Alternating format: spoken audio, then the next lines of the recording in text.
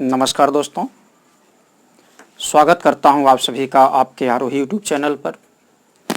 आप देख रहे हैं आधुनिक इतिहास में संवैधानिक विकास। इस कड़ी में आप इसके पहले देख चुके हैं regulating act, Pitt's India act, charter act, परिषदीय एक्ट। इसके बाद आज देखेंगे भारत परिषद अधिनियम 1909, मार्लोमेंटो एक्ट व भारत परिषद अधिनियम 1919। इसी को मॉन्टेगू चेम्सफोर्ड एक्ट या सुधार भी कहते हैं। आज इन्हीं दोनों एक्टों पर चर्चा करेंगे। निश्चित ही यहाँ से प्रश्न आते हैं और आएंगे भी। और हम एक चीज़ और आपसे कहना चाहेंगे कि जो हमारे चैनल पर हमारे नए व्यूअर होंगे, प्लीज़ चैनल को सब्सक्राइब कर लीजिएगा, बेल आइकन ऑल पर प्रेस करिएगा ताकि सारी सूचनाएं आपके पास सबसे पहले पहुंच जाएं। आइए देखते हैं आज का टॉपिक मार्लेमेंटो एक्ट व भारत परिषद अधिनियम 1909। अब जैसे आप जानते हैं कि कोई एक्ट बनाना या कोई अधिनियम बनाने के पीछे कोई न कोई पृष्ठभूमि होती है।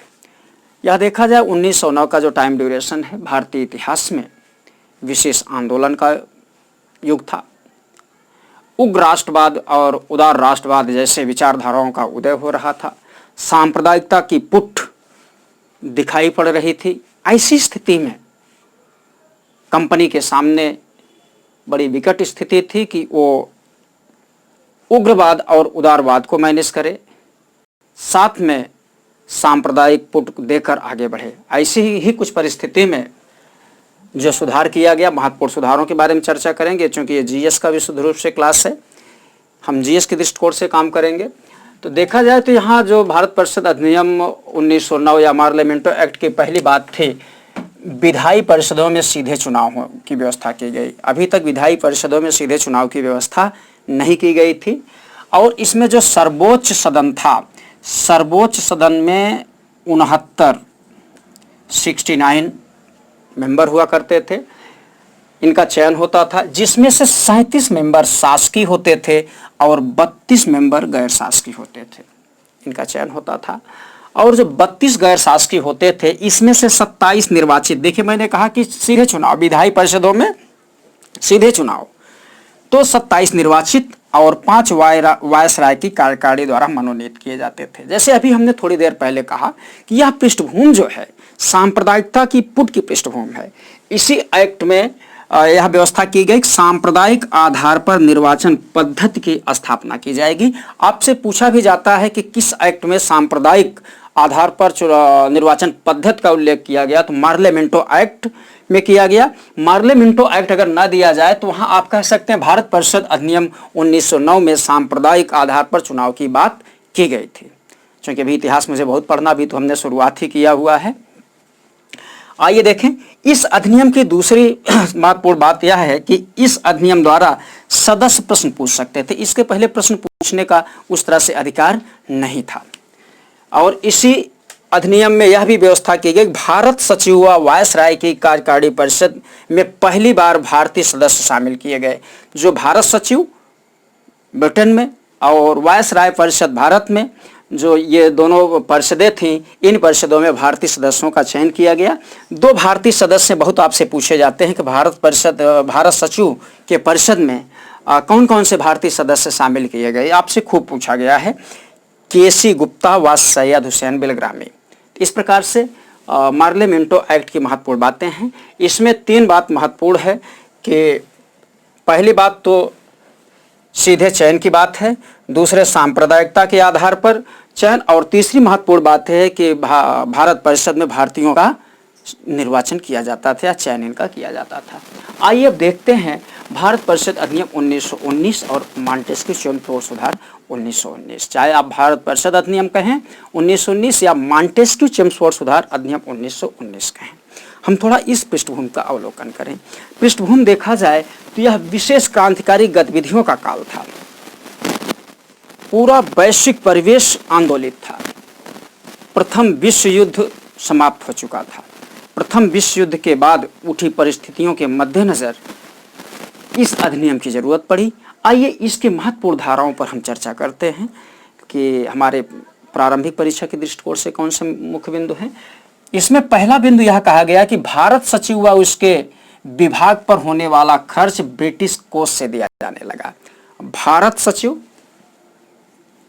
ध्यान दें, भारत सचिव व उसके विभाग पर होने वाला खर्च सीधे ब्रिटिश कोष से दिया जाने लगा। इसके पहले हमने आपको बताया है कि 1793 का जो चार्टर एक्ट है, 1793 के चार्टर एक्ट में सबसे पहली बार बोर्ड ऑफ कंट्रोल और कोर्ट ऑफ डायरेक्टर को वेतन भारतीय निधि से दी जाती थी, और आपने यहाँ अब देखा कि ब्रिटिश कोष से इनको वेतन दिया जाने लगा है। ठीक है, महत्वपूर्ण पॉइंट हो सकता है आपके लिए।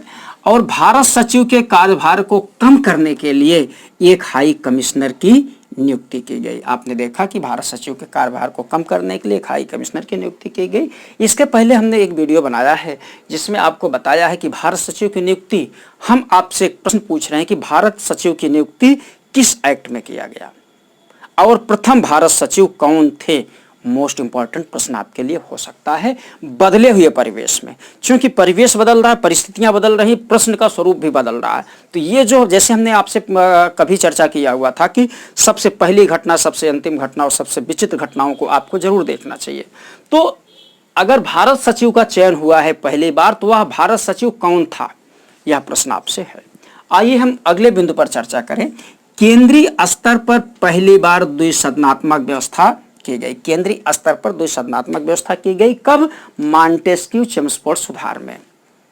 जब हम मूवमेंट पढ़ेंगे, आंदोलन पढ़ेंगे, बहुत सारी परिस्थितियों पर चर्चा करनी है, बहुत सारी बातें वहां और स्पष्ट होती जाएंगी। देखें तो जो ये द्विसदनीय व्यवस्था केंद्रीय स्तर पर था, यहां एक राज्य परिषद था जिनकी सदस्यों की संख्या 60 थी, और दूसरा विधान परिषद था जिनके सदस्यों की संख्या 145 थी।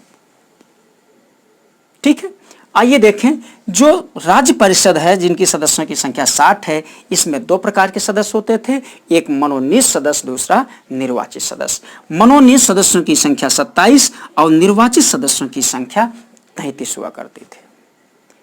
और विधान परिषद में मनोनीत सदस्यों की संख्या 41 और निर्वाचित सदस्यों की संख्या 104 थी। यह महत्वपूर्ण बिंदुओं पर चर्चा कर रहे हैं। अगला बिंदु है, केंद्रीय विधानमंडल के सदस्य पहली बार प्रश्न पूछ सकते थे। अभी तक केंद्रीय विधानमंडल के सदस्य प्रश्न नहीं पूछ सकते थे, जो पूछ सकते थे, देखिए यहाँ विधायी परिषदों, प्रांतों के सदस्य जो है प्रश्न पूछ सकते थे। लेकिन अब ये जो केंद्रीय विधानसभा है, केंद्रीय विधानसभा के सदस्य भी इनको भी प्रश्न पूछने का अधिकार पहली बार यहाँ दिया गया। कब? मॉन्टेस्क्यू चेम्सफोर्ड एक्ट में। ये आपके पॉलिटी का भी प्रश्न बन सकता है। जैसे हमने संवैधानिक विकास बताया, तो राजनीति, जब भारतीय संविधान आप पढ़ते हैं, राज व्यवस्था पढ़ते हैं, तो यहीं से आप शुरुआत करते हैं। आइए आगे देखें। तो केंद्रीय विधानमंडल की बात हो गई, प्रश्न भी पूछ सकते हैं और आलोचना प्रत्यालोचना भी कर सकते हैं। और देखें, प्रांतीय द्वैध शासन प्रणाली की स्थापना की गई। 1919 के एक्ट में आपसे पूछा जाता है कि प्रांतीय द्वैध शासन प्रणाली की स्थापना कब की गई? 1919 में की गई। इस प्रांतीय द्वैध शासन प्रणाली के जनक लियोनिल कार्टियस को माना जाता है। लियोनिल कार्टियस, ये महत्वपूर्ण पॉइंट है, किसे माना जाता है? लियोनिल कार्टियस। एक प्रश्न और आपसे पूछेंगे, ठीक है, एक प्रश्न और आपसे पूछा जाएगा कि अगर प्रांतीय द्वैध शासन प्रणाली की स्थापना 1919 में हुई, तो केंद्रीय द्वैध शासन प्रणाली की स्थापना किस एक्ट में किया गया? निश्चित उत्तर दीजिएगा। और इसी एक्ट में प्रांतों में प्रत्यक्ष चुनाव प्रणाली की स्थापना की गई। ये महत्वपूर्ण लाइन है, महिलाओं को मताधिकार प्रदान किया गया। 1919 के एक्ट में महिलाओं को मताधिकार प्रदान किया गया। इसके पहले महिलाओं को मत देने का कोई अधिकार नहीं था। आइए देखें, अगला बिंदु महत्वपूर्ण है, सिखों को भी सांप्रदायिक आधार पर निर्वाचन दिया गया। ठीक है, तो यहां आपने 9 में देखा था, मुसलमानों को सांप्रदायिक आधार पर निर्वाचन का क्षेत्राधिकार, निर्वाचन का अधिकार दिया गया, और 1919 में सिखों को सांप्रदायिक निर्वाचन का अधिकार दिया गया। इस प्रकार से आपने देखा कि जो भी महत्वपूर्ण बिंदु हैं आपके प्रारंभिक परीक्षा के दृष्टिकोण से निश्चित ही यहाँ से प्रश्न बनेंगे। पहला तो प्रश्न इसका कूट बनाने के लिए आ जाता, सीधे एक्ट जैसे हमने पहला जब चार्ट बनाया हुआ है तो उस चार्ट का अवलोकन कर लेंगे कि इस एक्ट के बाद क्या है, कैसे है, वो देख लेंगे। उसके बाद एक एक एक्ट को देखेंगे। इसके बाद 1935 का एक्ट पढ़ाएंगे तो संवैधानिक विकास की प्रक्रिया आपकी पूरी हो जाएगी। तो इसको आप देखें। तब तक के लिए नमस्कार, धन्यवाद।